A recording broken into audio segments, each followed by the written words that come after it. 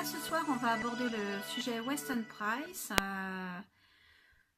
Ça va être sur la nutrition, enfin l'alimentation, les découvertes qu'il a fait.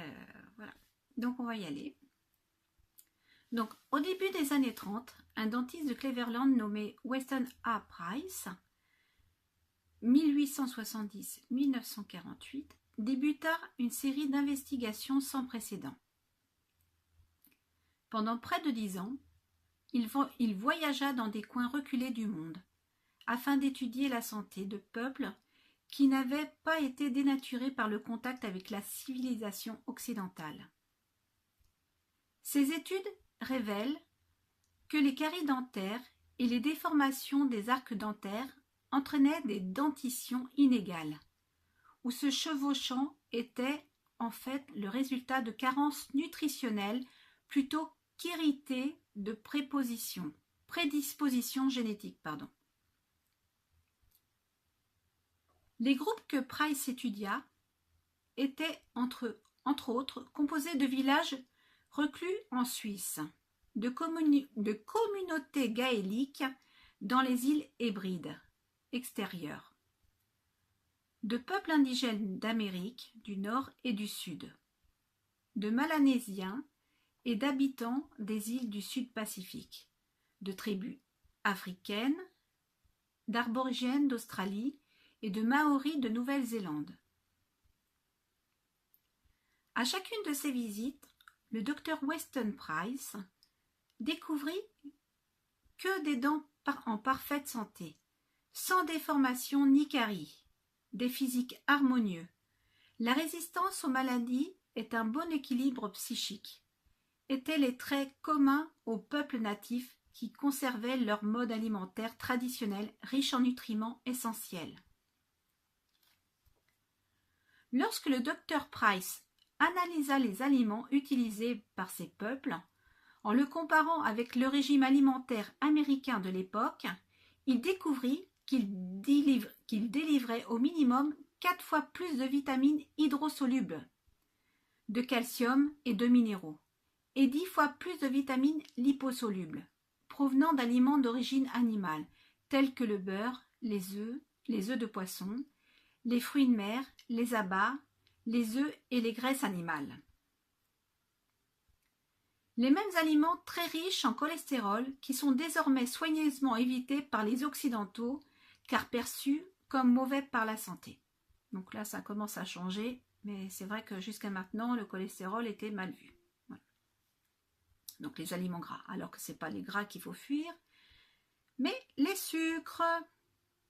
Petit coucou Anne Sofruy au passage.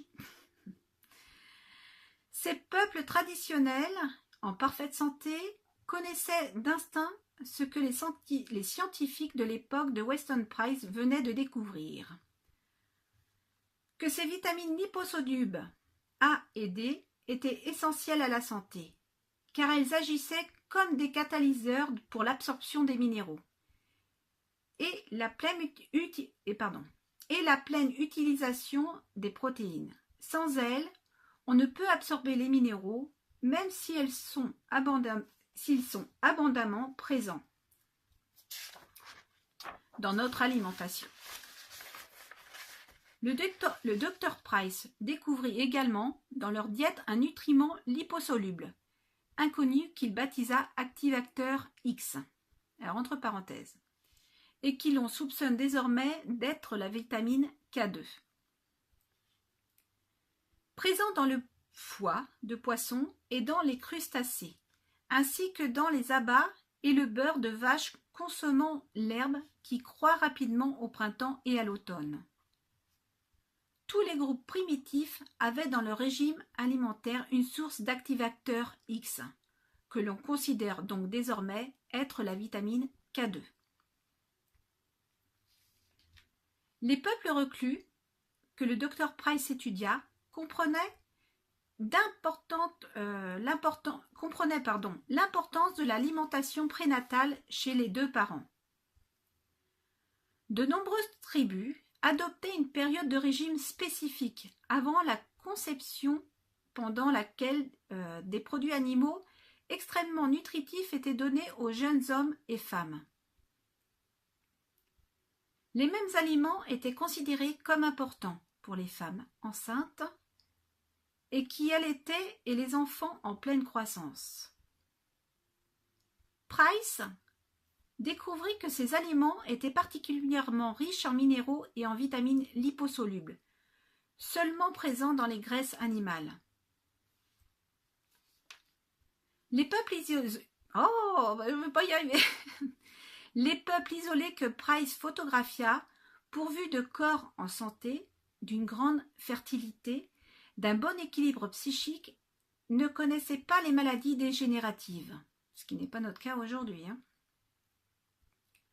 Offre un contraste saisissant avec les civilisations modernes qui subsistent sur des substituts du commerce moderne, tels le sucre, voilà, j'en parlais tout à l'heure, la farine blanche, voilà, qui a un indice glycémique assez haut, le lait pasteurisé, voilà, du lait dénaturé, des produits allégés, de la merde, les huiles végétales. Donc le problème des huiles végétales, elles ont tendance à comment on appelle ça déjà, je cherche le nom. Elles ont tendance à changer à l'air, à s'oxyder, pardon, à l'air, voilà. Donc je suis pas forcément pour utiliser trop d'huile végétale. Après, un petit peu de temps en temps, voilà, pourquoi pas. Et les aliments tout prêts, bourrés d'épaississants et d'additifs. Voilà, à bannir. Voilà, quand on peut, voilà, exceptionnellement, en passant, voilà, pourquoi pas prendre un produit tout prêt, parce qu'on n'a pas le temps, ça peut arriver, mais voilà, il faut retourner à l'ancienne, cuisiner tout soi-même. Voilà, je leur ai dit encore. Je continue. Les découvertes et les conclusions du Dr Price sont rassemblées dans son livre devenu un classique. Nutrition et dégénérescence physique. Entre parenthèses, Nutrition and Physical Degeneration. Voilà, je suis pas très bonne en anglais, j'espère que ça va. L'ouvrage contient des photos de superbes peuples dits primitifs, qui respirent la santé, et illustre de façon saisissante la dégénérescence physique qui prend place lorsque des groupes humains abandonnent leur régime traditionnel en faveur des aliments de commodité moderne. Alors là, je ne sais pas ce qu'il a mis, c'est NAPS, séminol, INAPS, séminol 2. À mon avis, ça doit correspondre à une photo qui était, comme j'ai fait un copier-coller. Je pense que ça ne veut pas dire grand-chose. On continue. Alors, caption. Les photographies du Dr Price illustrent la différence de structure faciale entre les individus qui adhéraient à leur régime originel et ceux qui avaient adopté les régimes modernes. Donc là, je pense que j'ai une petite photo que je vous mettrai aussi dans la vidéo quand je ferai le montage. Et justement, on voit bien sur la photo le visage bien rond, un peu comme moi, un peu rond par rapport à un visage qui est assez creusé, en pointe un petit peu, les dents complètement, voilà. Donc voilà, je vous mettrai une petite photo, parce qu'on voit bien au niveau de la dénutrition. Donc là, je redis la phrase pour bien comprendre. Les photographies du Dr Price illustrent la différence de structure faciale entre les individus qui adhéraient à leur régime originel et ceux qui avaient adopté les régimes modernes, composés de nourriture industrielle dévitalisée. Voilà ce qui se passe un peu en ce moment pour tout le monde. La fille primitive séminole, donc je pense que ça doit être en fait un peuple. À gauche, donc là je vous ferai voir la photo, je vous la mettrai, donc là ça ne va rien vous dire forcément, parce que je ne peux pas vous la faire voir en direct. Alors, donc la fille primitive séminole à gauche a un visage large et harmonieux, avec une large cavité pour les arcs dentaires. La fille séminole moderne à droite, née de parents qui ont abandonné leur régime traditionnel, a un visage plus étroit, des dents qui se chevauchent et une immunité réduite face aux maladies. Les caractéristiques des régimes traditionnels. Les régimes des peuples sains, non industrialisés, ne contiennent pas d'aliments raffinés ou dénaturés, tels que le sucre blanc ou le sirop concentré de fructose de maïs, la farine blanche, les aliments en conserve, le lait pasteurisé, homogénéisé, écrémées ou partiellement écrémées, les huiles végétales raffinées ou hydrogénées, les poudres de protéines, les vitamines synthétiques, les additifs toxiques ou les colorants artificiels.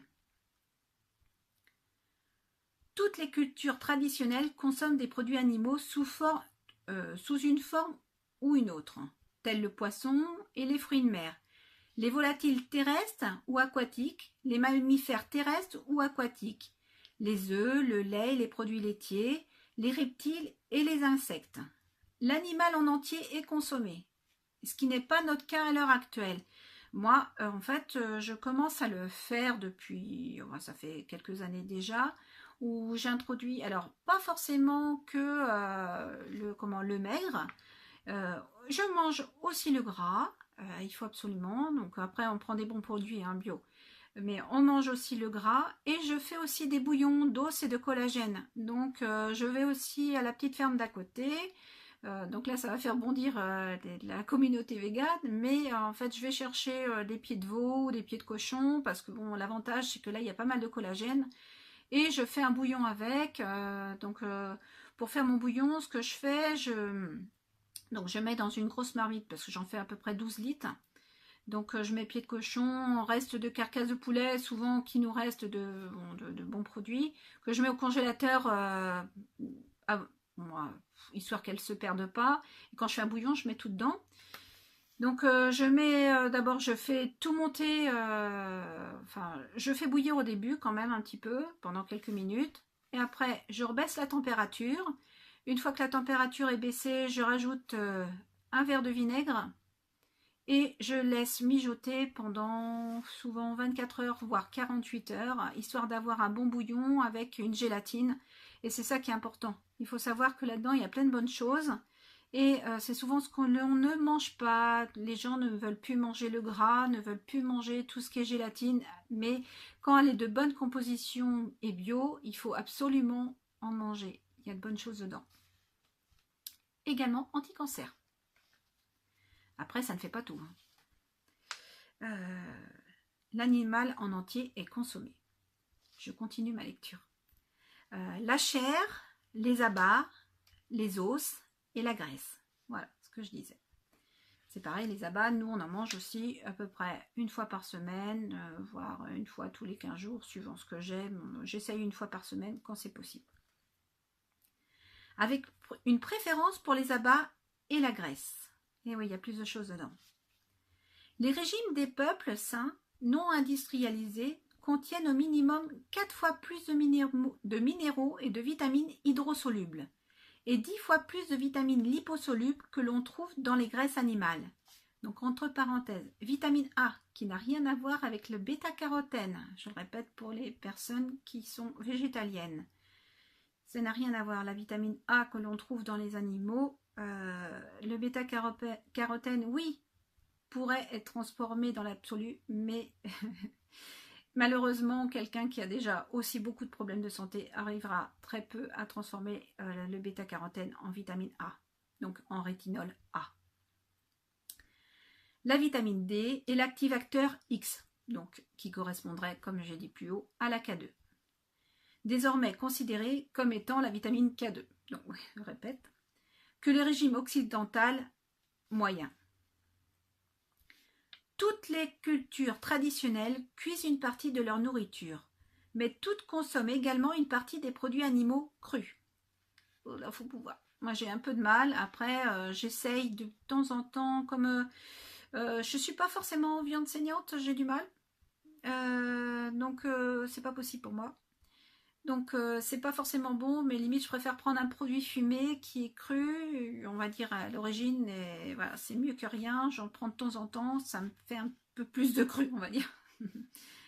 Les régimes, même si c'est pas terrible, voilà, parce qu'il y a des sels dedans, mais bon, c'est mieux que rien. Faut pas en abuser, c'est tout. C'est comme tout. Les régimes primitifs et traditionnels contiennent un très fort taux d'enzymes alimentaires et de bactéries bénéfiques provenant de légumes lactofermentés, de fruits, de boissons, de produits laitiers, de viande et de condiments. Alors moi je fais aussi des lactofermentations, donc je fais lactofermenter donc mon lait cru, Je fais aussi du kéfir, donc ce qu'on appelle le kéfir de lait. Je fais aussi du kéfir de fruits ou kéfir d'eau. Bon, il y en a qui l'appellent le kéfir d'eau.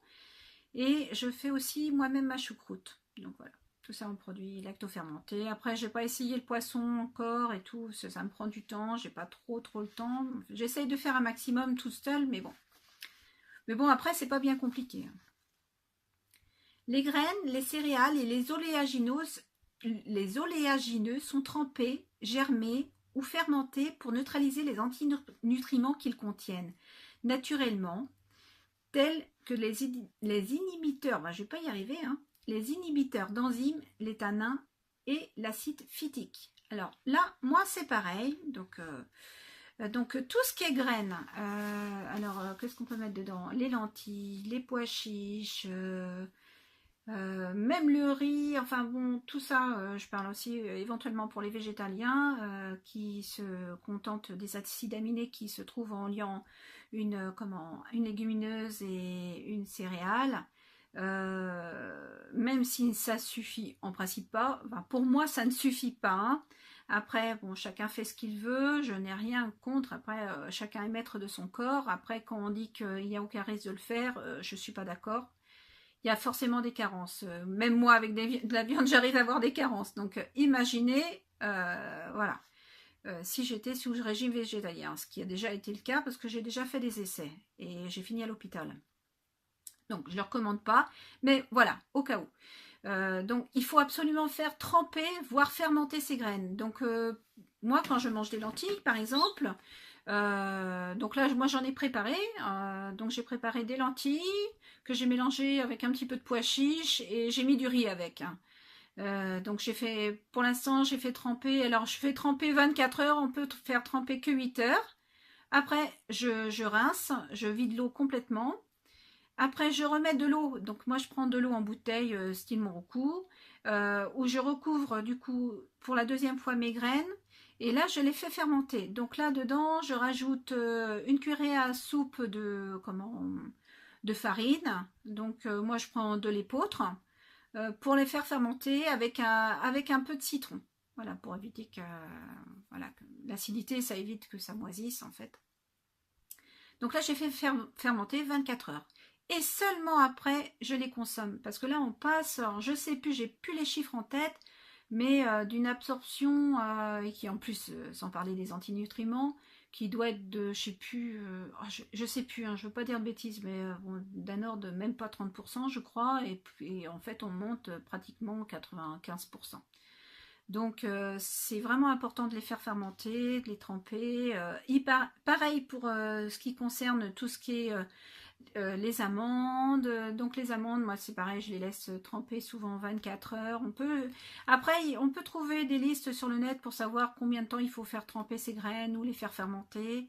On entend beaucoup moins parler de la fermentation, mais voilà, tout ce qui est graines, style les oléagineux, les noisettes, tout ça, il faut les faire vraiment tremper parce que ça reste des antinutriments et en fin de compte, c'est comme si vous ne mettez rien dans le gosier. Voilà, c'est un antinutriment. Au contraire, il va faire l'effet inverse de ce que vous pensez faire. Vous ne vous chargez pas, vous vous déchargez. Donc, je continue ma lecture. Le pourcentage total des graisses contenues dans les régimes traditionnels varie de 30 à 80% du total calorique. Mais seulement 4% de ces calories proviennent d'huiles polyinsaturées, naturellement présentes dans les céréales, les légumineuses, les oléagineux, les noix, les poissons, les graisses animales et les légumes. Le reste des calories issues des graisses provient d'acides gras saturés et monoinsaturés. Les régimes traditionnels contiennent un pourcentage à peu près égal d'acides gras essentiels oméga 6 et oméga 3. Tous les régimes traditionnels contiennent du sel. Toutes les cultures traditionnelles utilisent les os des animaux, généralement sous forme de bouillon d'os, riche en gélatine. Bon, j'en parlais tout à l'heure, je ne vais pas vous en reparler. Les cultures traditionnelles planifient la santé des générations futures, en fournissant aux futurs parents, aux femmes enceintes et aux enfants en croissance des produits animaux. Les recommandations diététiques. Manger des aliments complets, non transformés, industriellement. Manger du bœuf, de l'agneau, du gibier, des abats, de la volaille, des œufs d'animaux élevés en plein air et nourris dans les pâturages. Manger du poisson sauvage, pas d'élevage, et des fruits de mer provenant d'eau non polluée. Bon, là, forcément, c'est plus dur à l'heure actuelle, mais on fait ce qu'on peut et c'est toujours plus intéressant. Il y a toujours plus de bénéfices quand même d'en manger que de ne pas en manger du tout. Voilà, moi je le vois sur moi, sur ma fille, voilà. Après, voilà, on peut utiliser un peu de chlorella à côté, si on se recharge bien. Bon, après, à éviter en tant que végétalien, parce que déjà les nutriments ne sont pas énormes, donc voilà, à vous de voir après, hein, c'est chacun est maître de son corps. Manger des produits laitiers, entiers, de vaches nourries dans les pâturages, ce que je fais aussi. Autant j'ai des problèmes avec le lait UHT que je ne supporte pas. Au bout de 48 heures, j'ai les oreilles qui coulent, j'ai des otites, voilà, j'ai plein de problèmes qui me prennent, j'ai du mal à respirer, enfin bon, je suis pas bien. Qu'avec le lait entier directement qui sort du pied de la vache, non chauffé, eh ben j'ai pas ce problème-là. De préférence à base de lait cru ou fermenté. Donc, je recommence. Manger des produits laitiers entiers de vaches nourries dans les pâturages, de préférence à base de lait cru ou fermenté, tels que le lait cru, le yaourt entier, le kéfir, en fait tout ce que je fais, le beurre cru et de culture ou de culture. Les fromages de lait cru et de la crème fraîche ou de la crème sûre non pasteurisée. Les fromages d'importation qui mentionnent sur leur étiquette lait ou lait frais sont de lait cru. Utilisez les graisses animales et surtout le beurre, sans restriction. Sans restriction, je ne sais pas, mais moi dans mon cas, je fais sans restriction, de toute façon je suis calée assez rapidement. N'utilisez pas les huiles végétales traditionnelles, l'huile d'olive extra vierge, l'huile de sésame vierge, de première pression à froid, de petites quantités d'huile de lin, première pression à froid, donc l'huile de lin, pardon, l'huile de lin c'est des oméga 3, donc voilà, on peut en prendre un petit peu apparemment, donc toujours oui, première pression à froid pour les huiles, hein, jamais d'huile hydrogénée. Hein. Et les huiles tropicales, alors l'huile de coco, moi j'utilise beaucoup l'huile de coco, l'huile de palme, on peut utiliser aussi non hydrogénée forcément, en magasin bio vous pouvez la trouver. Bon après des fois, il y en a qui disent qu'elle est un peu difficile à digérer, donc à vous de voir. Par contre, c'est vrai que l'avantage, c'est que c'est une des moins chères et elle peut servir pour faire chauffer. L'avantage, c'est qu'elle ne change pas à la chaleur, comme l'huile de coco d'ailleurs. C'est des huiles qui sont très stables, contrairement aux huiles végétales. Et l'huile de noyau de palme. Prenez régulièrement de l'huile de foie de morue pour fournir au minimum 10 000 UI. Alors, nombre d'unités internationale de vitamine, alors 10 000 UI de vitamine A. Donc moi c'est pareil, je déteste l'huile de foie de morue, mais j'en prends tous les jours 5 ml avec ma fille. De vitamine A, 10 000 UI de vitamine D par jour. Voilà, donc là tout ça c'est dans l'huile de foie de morue. Manger des fruits et des légumes frais, de préférence biologiques, et je rajouterai de saison. En salade et en soupe. Donc moi c'est ce que je fais aussi. Ou j'ai légèrement cuit à la vapeur avec du beurre.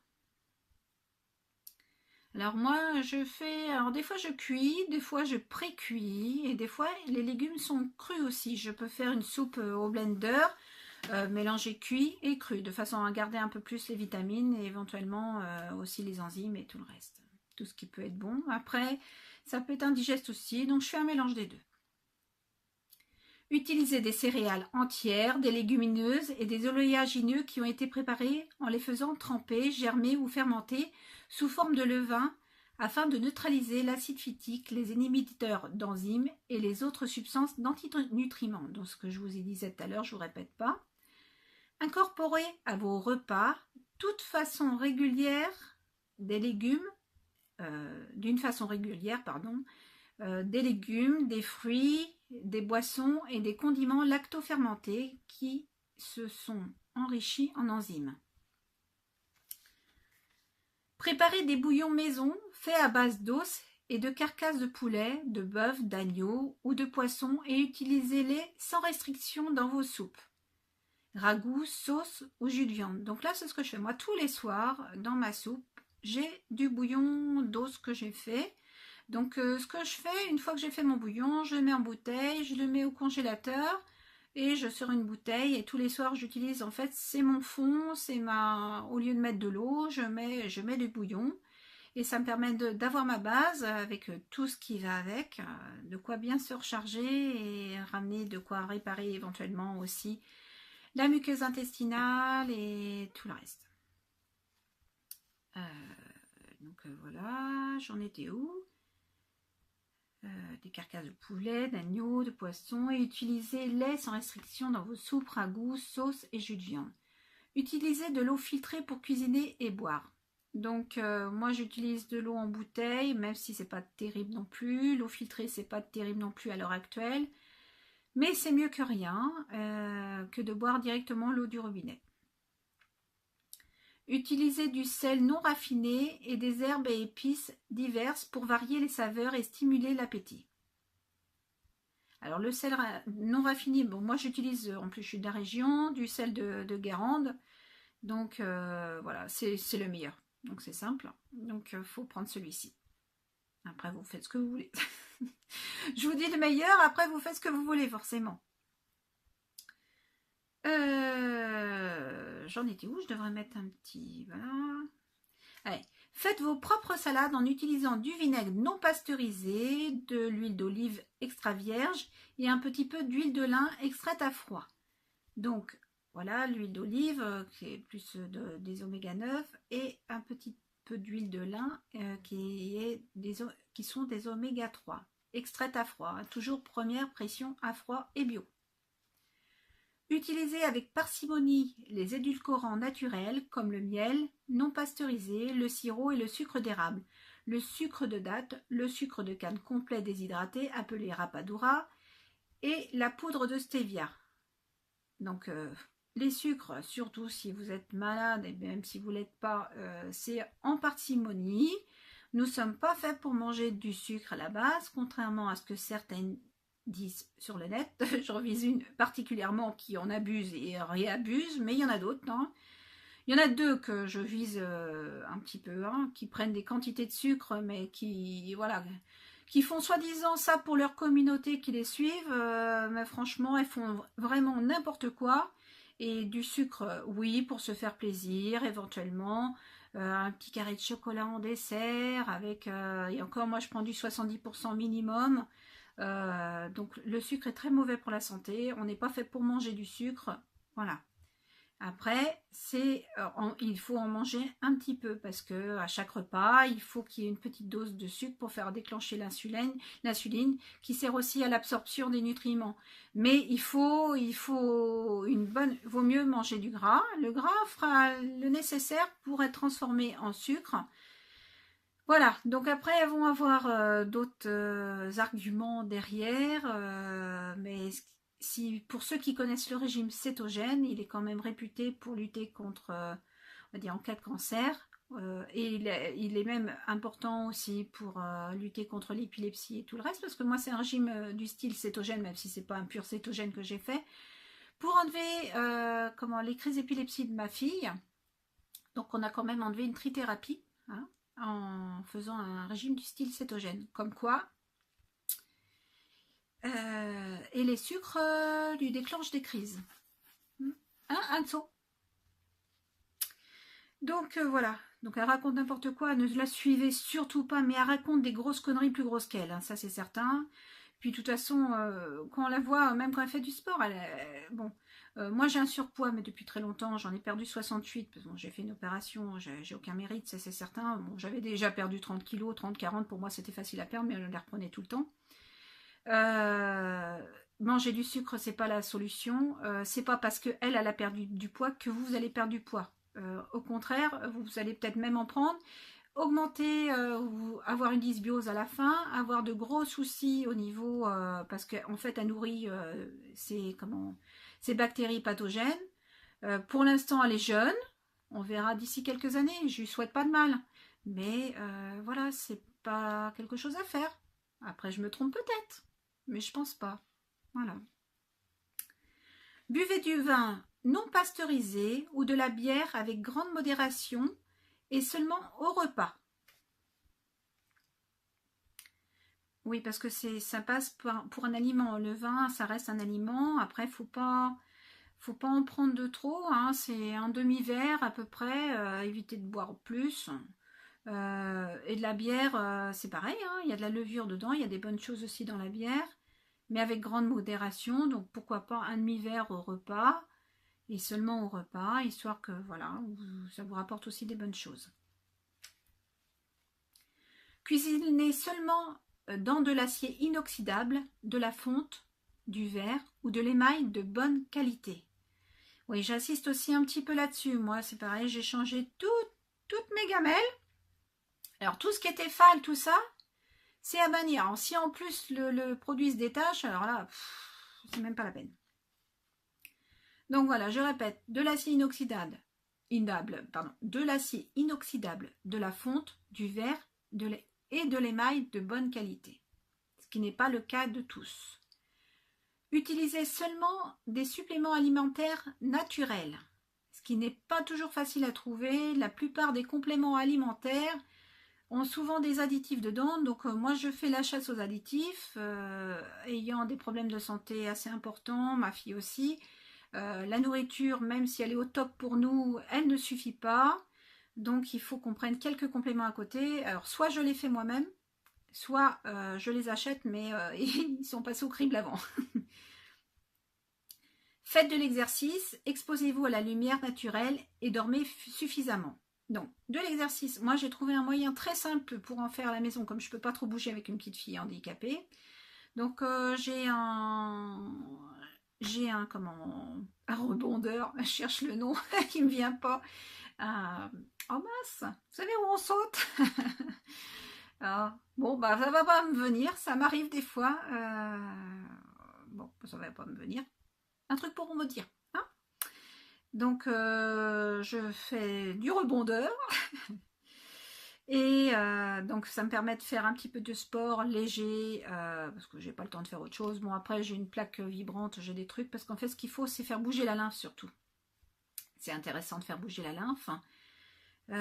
Après, dormez suffisamment. Alors ça c'est bien pour ceux qui peuvent le faire. Donc faut mettre, si vous dormez pas bien, il faut mettre tout en œuvre pour pouvoir dormir correctement. Donc en changeant son alimentation s'il faut, mangeant de tout, en faisant tourner les aliments.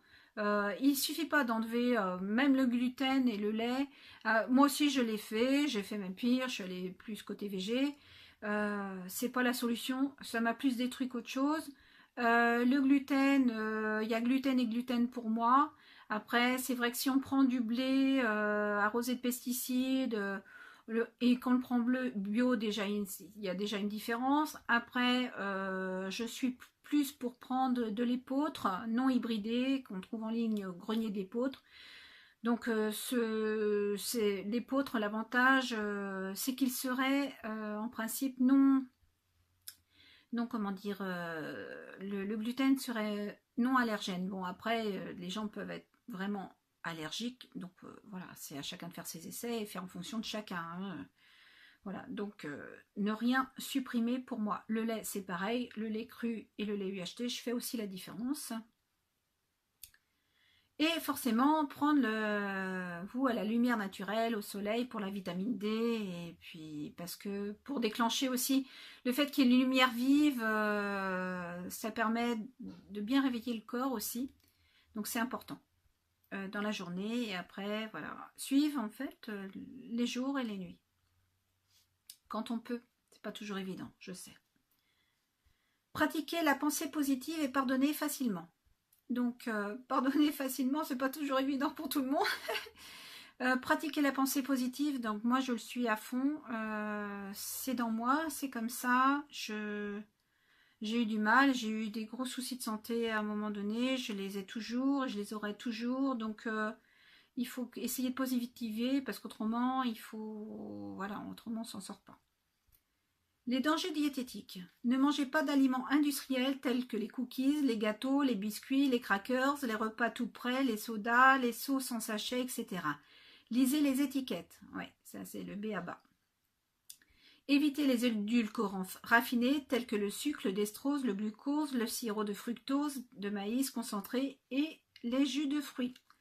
Voilà, en gros, il faut éviter tous les sucres, tout ce qui est édulcorant aussi. Et voilà, ce jus de fruits aussi, c'est pareil, c'est du sucre. Vaut mieux manger le fruit entier. Évitez la farine blanche, les aliments faits à base de farine blanche et le riz blanc, c'est du sucre. Évitez toutes les graisses et huiles hydrogénées ou partiellement hydrogénées. Oui, il faut prendre toutes les huiles bio, première pression à froid et non hydrogénées. Évitez les huiles liquides raffinées faites à partir de soja, de maïs, de kartam, de graines de coton ou de colza. Donc les huiles liquides raffinées faites à partir de soja. Alors, moi déjà le soja, il est banni chez nous. Voilà, il faut savoir que, surtout si on a... Alors, évitez les huiles liquides, je repasse parce que j'ai ma vidéo qui s'est arrêtée, je ne sais pas pourquoi. Les huiles liquides raffinées faites à partir de soja. Donc comme je disais, moi j'ai banni le soja, de maïs, de kartam, de graines de coton ou de colza. N'utilisez pas d'huile polyinsaturée pour la cuisson ou les pâtisseries. Évitez les aliments frits dans les huiles polyinsaturées, et dans des huiles partiellement hydrogénées. Ne pratiquez pas le végétalisme.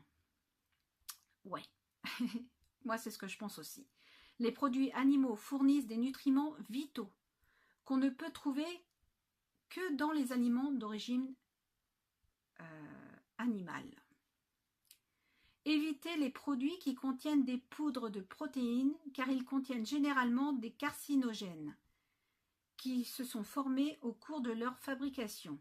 Par ailleurs, le fait de consommer des protéines sans les cofacteurs que l'on trouve dans l'aliment naturel peut conduire à des déficiences, particulièrement en vitamine A. Évitez le lait pasteurisé et transformé. Ne consommez pas de produits laitiers ultra-pasteurisés, UHT. Le lait écrémé ou demi-écrémé, le lait en poudre ou d'imitation de produits laitiers. Évitez les œufs et la viande de batterie et le poisson d'élevage. Évitez la charcuterie, les saucisses, les viandes industrielles. Choisissez plutôt leur équivalent artisanaux sans additifs. Évitez les graines, oléagineux et céréales rances et incorrectement préparées que l'on trouve dans les granolas, les pains utilisant de la levure et les céréales soufflées, car elles empêchent l'absorption des minéraux et causent des dérangements intestinaux. Évitez les fruits et légumes en conserve, protégés par une couche de cire, ayant reçu des pesticides ou irradiés. Évitez les OGM que l'on trouve dans la plupart des produits au soja, au colza ou au maïs. Évitez les additifs artificiels tels que le GMS, donc le glutamate monosodique ou monoglutamate de sodium. Les protéines hydrolysées et l'aspartame qui sont des neurotoxines. La plupart des soupes, des sauces et des bouillons tout prêts, ainsi que les condiments du commerce contenant du GMS, du glutamate monosodique. Même si ce n'est pas indiqué sur l'étiquette. Et oui, souvent, ils ont le droit de ne pas l'indiquer. Donc, il faut faire attention. Tous les produits transformés, de toute façon, il faut faire attention. Il faut tout faire soi-même. Si vous voulez mettre du bouillon, vous le faites vous-même. Les individus sensibles à la caféine et ses dérivés devraient s'abstenir de consommer du café, du thé et du chocolat. Évitez les aliments du commerce qui contiennent de l'aluminium, tels que le sel commercial, la poudre à lever, le bicarbonate de soude et les antiacides. N'utilisez pas de plats de cuisson et de déodorants contenant de l'aluminium. Tout rentre même par la peau, il faut le savoir. Hein, quand vous mettez quelque chose sur votre peau, ça rentre. Ne buvez pas d'eau fluorée. Donc voilà, c'est pour ça que je prends de l'eau en bouteille. Après, c'est pas parfait. Le mieux, ça serait de faire son eau aussi. Mais après, il faut avoir les moyens de pouvoir prendre pour faire de l'eau, comment ça s'appelle ça? C'est pas, je cherche le nom. Bon, ça va pas me revenir non plus ce soir, et j'ai plus rien qui me vient. Éviter les vitamines synthétiques et les aliments en contenant. Éviter les alcools distillés, par opposition aux alcools fermentés que sont le vin et la bière. Voilà. Et je pense que c'est pour ça que même le vinaigre, vaut mieux prendre du vinaigre de vin. C'est mieux. N'utilisez pas le micro-ondes, ça chauffe trop fort et ça a tendance à les vitamines, c'est comme si vous avez rien mis, donc vaut mieux prendre une casserole. Franchement, moi ça fait quelques années maintenant que j'utilise plus de micro-ondes. S'il peut me servir des fois pour ma bouillotte qui est en noyau de cerise et éventuellement pour ma cup, voilà, que je fais stériliser dans une petite boîte spéciale pour micro-ondes. Voilà, il me sert qu'à ça, moi. Et encore, il n'y en aurait pas si j'avais pas 2 hommes à la maison qui l'utilisaient. Confus au sujet des graisses. Les graisses suivantes, riches en nutriments, ont contribué à la santé de nombreux peuples depuis des millénaires. Pour la cuisson, le beurre, les graisses de bœuf, suif et de mouton, la graisse de rognon, le saindoux ou graisse de porc, la graisse de poulet, d'oie et de canard, l'huile de coco, de palme et de noyau de palme.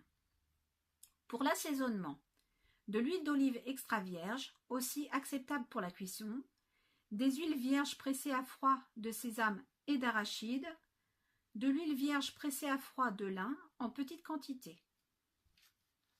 Pour l'apport de vitamines liposolubles, les huiles de foie de poisson telles que l'huile de foie de morue, de préférence aux huiles de poisson qui n'apportent pas de vitamines liposolubles, peuvent provoquer une overdose d'acides gras insaturés et qui proviennent généralement de poissons d'élevage. Les nouveaux gras, dernier cri, qui suivent peuvent causer des cancers, des maladies cardiaques, des dysfonctionnements du système immunitaire, de la stérilité, des retards intellectuels, des problèmes de croissance et de l'ostéoporose. Toutes les huiles hydrogénées et partiellement hydrogénées, les huiles liquides produites industriellement, telles que l'huile de soja, l'huile de maïs, l'huile de cartame, l'huile de tournesol, l'huile de graines de coton ou l'huile de colza. Les graines et les huiles, surtout les huiles végétales, élevées à très haute température lors de leur extraction ou de friture. Les multiples rôles des graisses saturées. Les graisses saturées, telles que le beurre, les graisses animales, l'huile de coco et de palme, ont tendance à se solidifier à température ambiante. Selon le dogme de la nutrition conventionnelle, ces graisses traditionnelles sont la cause de la plupart de nos maladies modernes. Les maladies cardiovasculaires, le cancer, l'obésité, les différents diabètes, les dysfonctionnements des membranes cellulaires et même des désordres nerveux tels que la sclérose. Cependant, de nombreuses études scientifiques indiquent que ce sont les huiles végétales liquides industrielles qui sont bourrées de radicaux libres, formés durant leur fabrication, et les huiles végétales artificiellement solidifiées, appelées gras trans, qui sont les vrais coupables de cette épidémie moderne et non les graisses saturées naturelles. Les êtres humains ont besoin de graisses saturées, car nous avons le sang chaud. Nos corps ne fonctionnent pas à la température ambiante, mais à une température tropicale. Les graisses saturées fournissent la rigidité et la structure nécessaires à nos membranes cellulaires et à nos tissus. Lorsque l'on consomme beaucoup d'huile insaturée liquide, nos membranes cellulaires n'ont pas l'intégrité structurelle nécessaire pour fonctionner correctement. Elles se ramollissent trop. Et lorsque l'on consomme beaucoup de gras trans, qui ne sont pas aussi mous que les graisses saturées à la température corporelle, nos membranes cellulaires deviennent trop rigides. Contrairement à l'idée généralement acceptée, qui n'est pas validée par la science, les graisses saturées ne bougent pas les artères et ne causent pas de maladies cardiovasculaires. En réalité, les aliments préférés du cœur sont les graisses saturées. Et les graisses saturées abaissent le niveau d'une substance appelée LP, un marqueur très fiable de la prédisposition aux maladies cardiaques. Les graisses saturées jouent de multiples rôles dans la chimie du corps. Elles renforcent le système immunitaire et sont impliquées dans la communication intercellulaire, ce qui signifie qu'elles nous protègent contre le cancer. Elles participent au bon fonctionnement des récepteurs de nos membranes, notamment les récepteurs de l'insuline, offrant ainsi une protection contre les différents diabètes. Les poumons ne peuvent fonctionner sans gras saturés. Alors, les poumons ne peuvent fonctionner sans gras saturés. C'est pourquoi les enfants à qui l'on donne du beurre et du lait entier ont moins d'asthme que ceux à qui l'on donne du lait écrémé et de la margarine. Les graisses saturées sont aussi impliquées dans le fonctionnement des reins et la production des hormones. Les graisses saturées sont nécessaires au bon fonctionnement du système nerveux et plus de la moitié des graisses contenues dans le cerveau sont des graisses saturées. Imaginez Anne-Sophie qui ne mange pas de graisse et qui mange beaucoup de sucre. Je vous dis ça comme ça au passage. Les graisses saturées aident aussi à supprimer l'inflammation. Enfin, les graisses saturées animales contiennent les vitamines A, D et K2, dont nous avons besoin en grande quantité pour être en bonne santé. Les êtres humains ont consommé des graisses saturées issues de produits animaux, de produits laitiers et d'huiles tropicales depuis des milliers d'années. C'est l'avènement des huiles végétales modernes qui va de pair avec l'épidémie de maladies dégénératives dites de civilisation par la consommation de graisses saturées. Voilà. Bon, j'espère que ce petit truc, voilà, ces petites pages vont vous aider pour essayer de faire le plus attention possible à ce que vous mangez. Surtout si vous êtes malade. Donc voilà, comme vous voyez, il n'y a rien de restrictif, on peut manger de tout. La seule chose, c'est qu'il faut manger de tout, mais faire tourner les aliments et faire tout soi-même. Donc c'est vrai qu'au début, ça paraît compliqué, de pouvoir voilà, tout faire soi-même, on va dire, on va pas avoir le temps. Mais je pense que c'est plus question d'organisation. Il faut se donner le temps, éventuellement pour ceux qui travaillent, préparer le week-end éventuellement des grosses gamelles que vous mettez au congélateur, vous sortez par petites portions, que vous faites décongeler tout doucement la veille, par exemple au réfrigérateur pour, voilà, pour la chaîne du froid. Et après, le soir ou pour le lendemain, vous faites chauffer tranquillement dans une casserole en inox ou en fonte ou en ferraille ou avec de la pierre de bonne qualité et surtout pas du Tefal ou j'ai pas tout en tête, mais enfin bon, il faut faire vraiment attention dans quoi on cuit nos aliments, ne pas utiliser de micro-ondes. Voilà, j'ai pas tout en tête. Voilà, il faut vraiment faire attention. Si vous mettez des huiles non hydrogénées, si possible pour la cuisson des huiles du style l'huile de coco, l'huile de palme qui ne bouge pas à la cuisson. Voilà, donc bon, je vais pas redire tout ce qu'il y a dans le lien, mais en gros, voilà, c'est tout ce qu'il y a dans le lien, c'est tout ce que je fais tous les jours depuis quelques années déjà, et qui me permet de rester, on peut dire, en vie. Voilà, ce qui me permet de garder la tête hors de l'eau. Donc, voilà. J'espère que ça vous aidera, et ben, je vous dis bonne soirée. Allez, au revoir, merci.